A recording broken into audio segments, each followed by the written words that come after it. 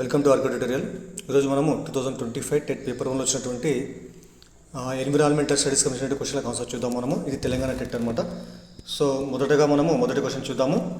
ఒక గ్రామంలో చాలామందికి గొంతు వాపు ఉన్నట్లు కనుగొనబడింది. దీని వెనుక ప్రధాన కారణం ఏమై ఉండవచ్చు? దీనికి ఆన్సర్ ఏమంటే అయోడిన్ లోపం అనమాట. దీనికి ఆన్సరు అయోడిన్ లోపము అవుతుంది అనమాట. తర్వాత నెక్స్ట్ క్వశ్చన్ చూద్దాము. క్రింది వాటిలో సముద్ర చేపను గుర్తించండి.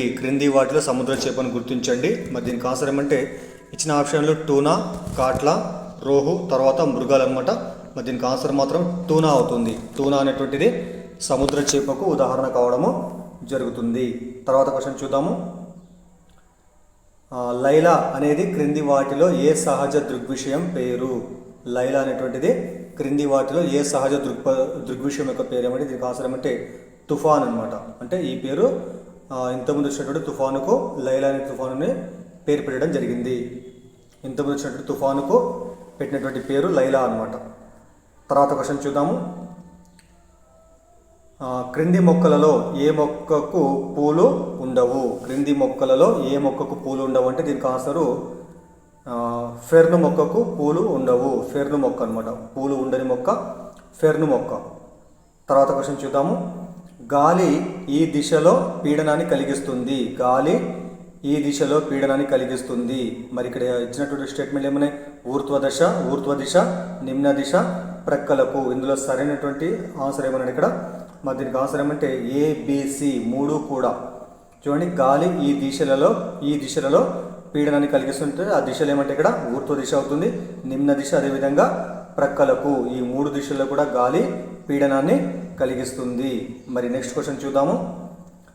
కొత్త సహజ వనరులను సృష్టించడం సాధ్యం కాదు, కాబట్టి మనం ఇలా చేయాలి.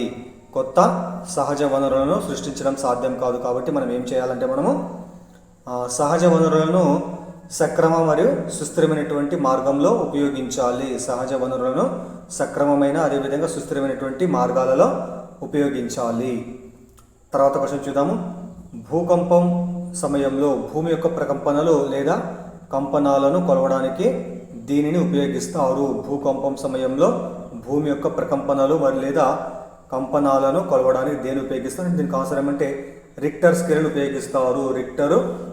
ఉపయోగిస్తారు. తర్వాత క్వశ్చన్ చూద్దాము. గొర్రె ఉన్నిలో ప్రధానంగా ఉండేటువంటి ప్రోటీన్ పేరేమిటి?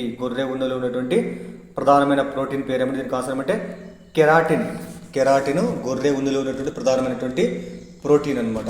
తర్వాత క్వశ్చన్ చూద్దాము.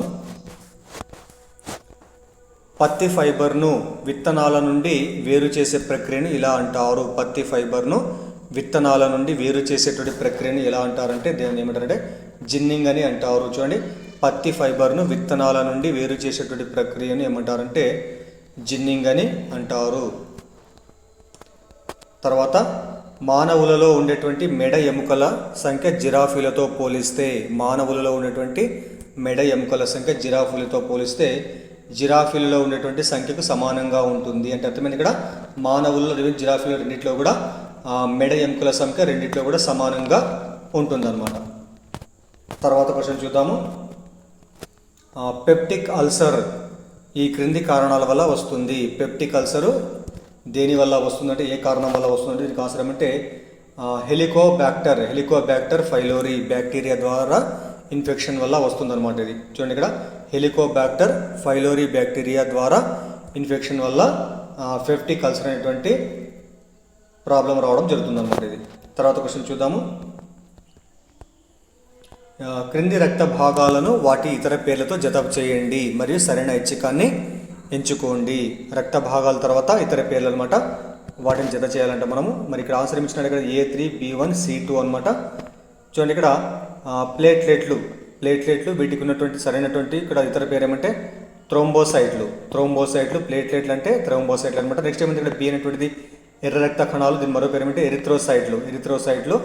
తెల్ల రక్త కణాలు ల్యూకోసైట్లు. సో ఇది ఆన్సర్ అనమాట. తర్వాత క్వశ్చన్ చూద్దాము. క్రింది వాటిలో శాశ్వత నదులను గుర్తించండి. మరి దీనికి ఆన్సర్ ఏమంటే యమున మరియు సట్లెజ్. యమున మరియు సట్లెజ్ నదులు రెండు కూడా శాశ్వతమైనటువంటి నదులు. తర్వాత క్వశ్చన్ చూద్దాము. దీని ఉపరితలంపై గరిష్ట బాష్పీభవనము మరియు మేఘాలు ఏర్పడడం జరుగుతుంది.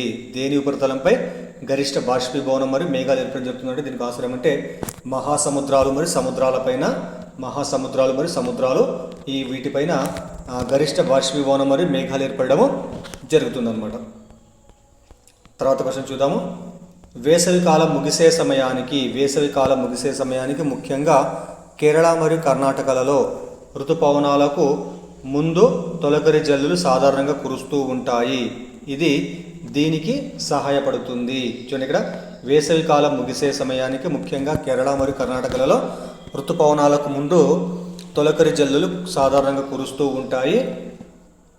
ఇది దేనికి ఉపయోగపడుతుందంటే, ఇది దేనికి సహాయపడుతుందంటే ఇది మామిడి పండ్లు త్వరగా పండటము కొరకు ఇది సహాయపడుతుంది. తర్వాత క్వశ్చన్ చూద్దాము. మద్రాస్ ప్రెసిడెన్సీలో రైత్వారీ వ్యవస్థను మొదట ప్రవేశపెట్టినటువంటి ఘనత క్రింది వారిలో ఎవరికి దక్కుతుంది? సో దీనికి ఆన్సర్ చాలా ఈజీ క్వశ్చన్. ఇది థామస్ మన్రో మద్రాస్ ప్రెసిడెన్సీలో రైత్వారీ పద్ధతిని ప్రవేశపెట్టినటువంటి ఘనత ఎవరికి దక్కుతుందంటే ఇది థామస్ మన్రోకు దక్కడం జరుగుతుంది. తర్వాత క్వశ్చన్ చూద్దాము. ప్రజా పంపిణీ వ్యవస్థ అనేది భారత ప్రభుత్వం దీని కొరకు తీసుకున్నటువంటి అతి ముఖ్యమైనటువంటి అడుగు. ప్రజా పంపిణీ వ్యవస్థ భారత ప్రభుత్వం దేనికోసం తీసుకున్నట్టు ముఖ్యమైన అడుగు అంటే అది ప్రజలందరికీ ఆహార భద్రతను నిర్ధారించడము. తర్వాత క్వశ్చన్ చూద్దాము. ఈ ఖాతాలో జమ చేసిన డబ్బును డిపాజిటర్ కోరినప్పుడు బ్యాంకు నుండి ఉపసంహరించుకోలేరు. మరి ఏ ఖాతాలో డబ్బులు జమ చేస్తే డిపాజిటర్ కోరినప్పుడు డబ్బును తీసుకోలేరంటే దీనికి అవసరం అంటే ఫిక్స్డ్ డిపాజిట్ ఖాతాలో డబ్బులు జమ చేస్తే మనము కోరుకున్నప్పుడు ఆ డబ్బును తీసుకోలేము. తర్వాత భారత జాతీయ కాంగ్రెస్ ఏర్పడిన మొదటి 20 సంవత్సరాలు వీరు భారత జాతీయ కాంగ్రెస్కి నాయకత్వం వహించారు. భారత జాతీయ కాంగ్రెస్ ఏర్పడిన మొదటి 20 సంవత్సరాలు ఎవరు భారత జాతీయ కాంగ్రెస్ నాయకత్వం వహించారంటే దీనికి ఆన్సరు మితవాద జాతీయ నాయకులు 20 సంవత్సరాల పాటు ఐఎన్సీకి నాయకత్వం వహించడం జరిగింది అనమాట వాళ్ళు. తర్వాత క్వశ్చన్ చూద్దాము. క్రింది వాటిలో ఎవరిని సహజ కవి అని పిలుస్తారు? దీనికి అసలు మీకు తెలిసినటువంటిది బొమ్మెర పోతనను సహజ కవి అని పిలవడం జరుగుతుంది. తర్వాత క్వశ్చన్ చూద్దాము. కందారియ మహాదేవ ఆలయాన్ని ఏ రాజవంశ పాలకులు నిర్మించారు? కందరియ మహాదేవ ఆలయాన్ని ఏ రాజవంశ పాలకులు నిర్మించారు? దీనికి ఆన్సర్ ఏమంటే చందేల రాజవంశ పాలకులు ఈ యొక్క కందరియ మహాదేవ ఆలయాన్ని నిర్మించడము జరిగింది.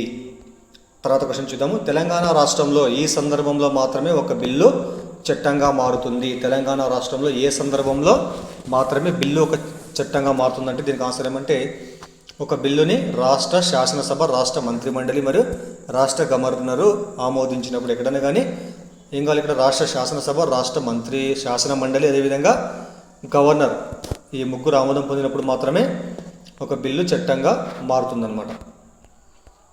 తర్వాత క్వశ్చన్ చూద్దాము. ఈ విషయంపై కేవలం పార్లమెంట్ మాత్రమే చట్టం చేయగలదు. ఏ విషయంపైన కేవలం పార్లమెంట్ మాత్రం చట్టం చేస్తున్నది? దీనికి ఆన్సర్ ఏమంటే ద్రవ్య మరియు బ్యాంకింగ్ వ్యవస్థ వీటిపైన కేవలము పార్లమెంట్ మాత్రమే చట్టం చేస్తుంది. సో మిగతా అంటే మనకు ఉమ్మడి జాబితాలు ఉంటాయి కాబట్టి అవి రాష్ట్రాలు కానీ కేంద్రం కానీ చట్టాలు చేస్తుంది అనమాట. తర్వాత తీసుకుంటే మనము మొహరం పండుగను దేనికి జ్ఞాపకార్థంగా జరుపుకుంటారు? మొహరం పండుగను దేనికి జ్ఞాపకార్థంగా జరుపుకుంటారు? దీనికి ఆన్సర్ ఏమంటే ప్రవక్త మహమ్మద్ మనవడిని చంపినటువంటి కర్బలా యుద్ధం. ప్రవక్త ముహమ్మద్ మనవడిని చంపినటువంటి కర్బలా యుద్ధానికి గుర్తుగా ఈ యొక్క మొహరం పండుగను జరుపుకుంటారు. గ్రాఫిక్ ఆర్గనైజర్లలోని DIGAలో ప్రతి అక్షరము దేనిని సూచిస్తుంది? గ్రాఫిక్ ఆర్గనైజర్లలో DIGAలో ప్రతి అక్షరం దేనిని సూచిస్తుంది? దీనికి ఆన్సర్ ఏమంటే డిస్క్రైబ్, ఇంటర్ప్రిట్, తర్వాత జనరలైజ్, తర్వాత అప్లై. డిస్క్రైబ్, ఇంటర్ప్రిట్, జనరలైజ్, తర్వాత అప్లై అనేటువంటి ఈ 4 అక్షరాల యొక్క వీటి యొక్క అర్థాలు అనమాట అవి. తర్వాత క్వశ్చన్ చూద్దాము. క్రింది వాటిలో ప్రాజెక్ట్ యొక్క లక్షణం కానిది? క్రింది వాటిలో ప్రాజెక్ట్ యొక్క లక్షణము కానిది. మరి దీనికి ఆన్సర్ ఏమంటే అధిక వ్యయంతో పాటు ఎక్కువ సమయాన్ని తీసుకునేదిగా ఉండాలి. అధిక వ్యయంతో పాటు ఎక్కువ సమయం తీసుకునేది ఉండేటువంటిది ప్రాజెక్ట్ యొక్క లక్షణం కాదు. మరి మిగతావి ఏముంది ఇక్కడ నిజ జీవితంలో అనువర్తించే విధంగా ఉండాలి. అదేవిధంగా విద్యార్థులు ప్రజాస్వామ్యబద్ధంగా పనిచేయడానికి వీలు కల్పించేదిగా ఉండాలి. అదేవిధంగా సవాలుతో కూడుకున్నదిగా ఉండాలి. ఈ మూడు కూడా ప్రాజెక్ట్ యొక్క లక్షణాలు. సో లాస్ట్ మాత్రం కాదనమాట. తర్వాత క్వశ్చన్ చూద్దాము. పాఠ్యపుస్తకాల మూల్యాంకనానికి ఉపయోగించేటువంటి హంటర్స్ స్కోర్ కార్డులోని 1000 పాయింట్లలో పాఠ్యపుస్తకంలో ఇవ్వబడినటువంటి నియోజనాలు మరియు ప్రాజెక్టులను వినియోగించబడినటువంటి పాయింట్లు. మరి వీటి ఆన్సర్ ఏమంటే 140. తర్వాత క్వశ్చన్ చూద్దాము.